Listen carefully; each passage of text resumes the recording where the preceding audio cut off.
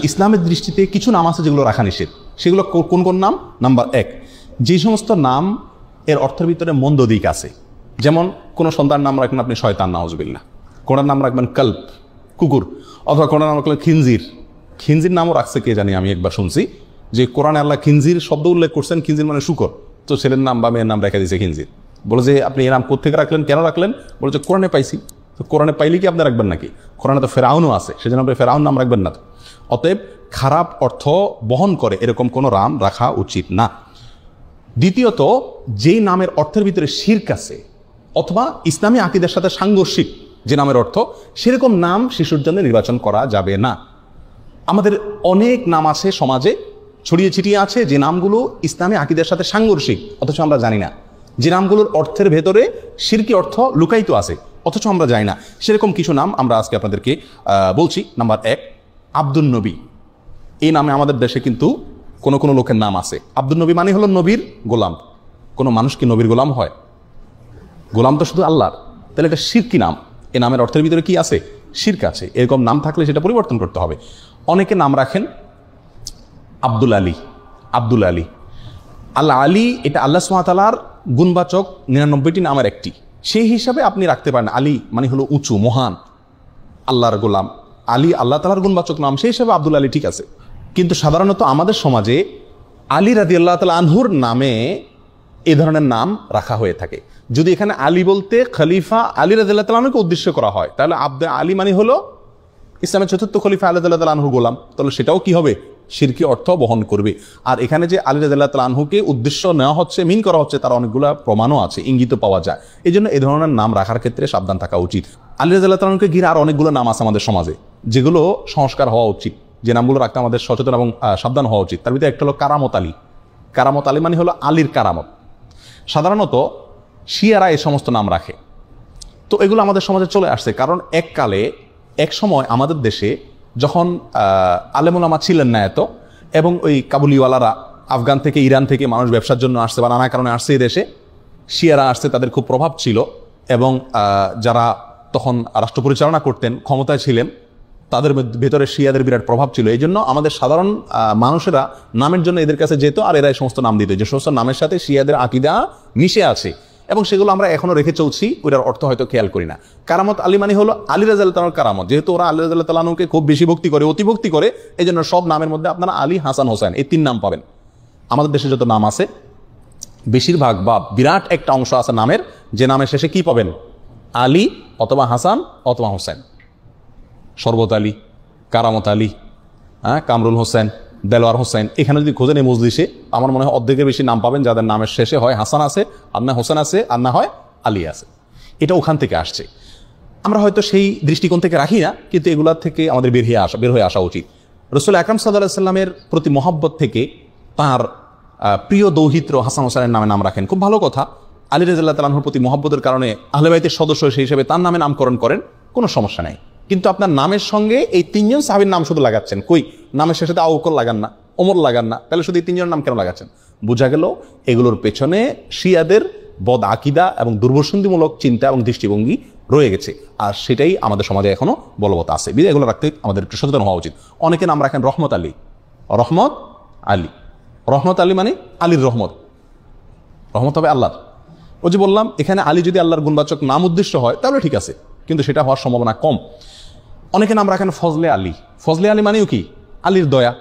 তো এটাও মানে যদি আলী রাদিয়াল্লাহু তাআলা মিন হয় এখানে উদ্দেশ্য হয়, তাহলে এটাও ঠিক হয় না। অনেকে নাম রাখেন গাউসুল আজম। অনেকে আব্দুল কাদের জিলানী রাহমাতুল্লাহ আলাইহিকে বলে কি? গাউসুল আজম। গাউসুল আজম মানে হলো সবচেয়ে বড় সাহায্যকারী, রক্ষাকারী। যিনি সবচেয়ে বড় রক্ষাকারী তো আল্লাহ সুবহানাহু ওয়া তাআলা। এটা কোনো মানুষকে বলা যায় না, অতএব এটাও শিরকি নাম। এর নামের অর্থের ভিতরে শিরক আছে। অনেকে নাম রাখেন নবী। আমার পরিচিত গ্রামের ভিতরে একজন আছে, তার নাম হলো নবী। অনেকের নাম রাখেন নূর নবী। নূর নবী মানে নবীর নূর। এই সমস্ত নামগুলো একেবারেই অনর্থক এবং অশুদ্ধ নাম। অনেকে নাম রাখেন রাসূল আমিন। আমার দেশে কোনো কোনো লোকের নাম আছে কি? রাসূল আমিন। রাসূলুন আমিন, এটা আমাদের রাসূল আকরাম সাল্লাল্লাহু আলাইহি ওয়াসাল্লামের একটা বৈশিষ্ট্য, যে তিনি আমানতদার রাসূল। এখন আপনি আপনার ছেলের নাম রাখলেন রাসূল আমিন, এটা খাটে না, একেবারেই অশুদ্ধ একটি নাম। অনেকে নাম রাখেন রসুলুল্লাহ। আমি দেখছি রসুলুল্লাহ নামের লোক আমাদের দেশে। রসুলুল্লাহ মানে কি? আল্লাহ রসুল। তো কীভাবে আল্লাহ রসুল হলো? এটা তো একেবারেই অশুদ্ধ একটা নাম। কথা বুঝে আসছে? অনুরূপভাবে আরেকটা অশুদ্ধ নাম আছে আব্দুস সুবহান, অনেক আলেমের নামও পাওয়া যায় আব্দুস সুবহান।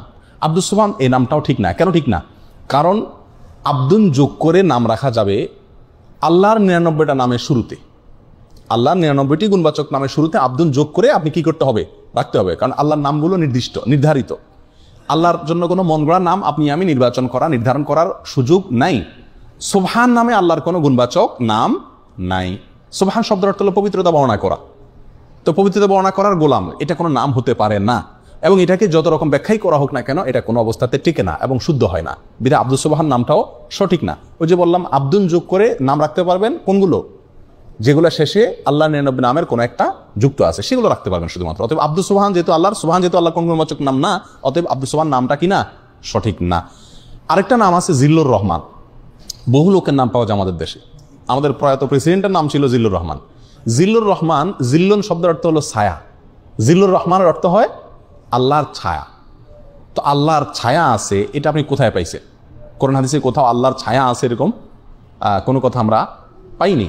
অতএব এই নামটাও সঠিক না। যদি কেউ এই উদ্দেশ্যে রাখে যেখানে আল্লাহর ছায়া বলতে আল্লাহ দয়া অনুগ্রহ বোঝানো হচ্ছে, তাহলে সেটাও রাখা যাবে কিনা সেটা ব্যাখ্যা সাপেক্ষ বিষয়, আমার মনে হয় না। বিধায় এই জিল্লুর রহমান এই নামটাও অ্যাভয়েড করা উচিত। অনেকে নাম রাখে আবুল বাশার, হাস্যকর একটা নাম। আবুল বাশার নামের অর্থ জানেন? আবুল বাশার মানে হলো, বাশার মানে মানুষ, মানুষ জাতিকে বলা হয়, গোটা মানুষ জাতি, মানব জাতিকে বলা হয় বাশার। আর আবুল বাশার মানে হলো গোটা মানব জাতির পিতা। এটা তো আদম আলাইহিসসালাম। আবুল বাশার কে? আদম আলাইহিসসালাম। এখন আপনি আপনার ছেলের নাম রাখছেন আবুল বাশার। এখনো একটা ছেলেই জন্ম দিতে পারে না, সে কিভাবে গোটা মানব জাতির পিতা হয়?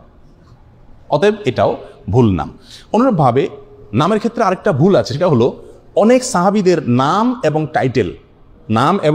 টাইটেল উপাধি যেটা, এই দুইটাকে একসাথ করে আমরা নাম রাখি, এটা চরম ভুল। যেমন ওমর ফারুক, বহু লোকের নাম আছে না? ওমর একজন সাহাবীর নাম, ইসলামের দ্বিতীয় খলিফার নাম। আপনি ওনার প্রতি মহব্বত রেখে, ওনার প্রতি মহব্বতের কারণে আপনার ছেলের নাম ওমর রাখলেন, একটা শিশুর নাম ওমর রাখলেন, ঠিক আছে রাখেন, কিন্তু তার নাম ওমর ফারুক রাখা ঠিক না।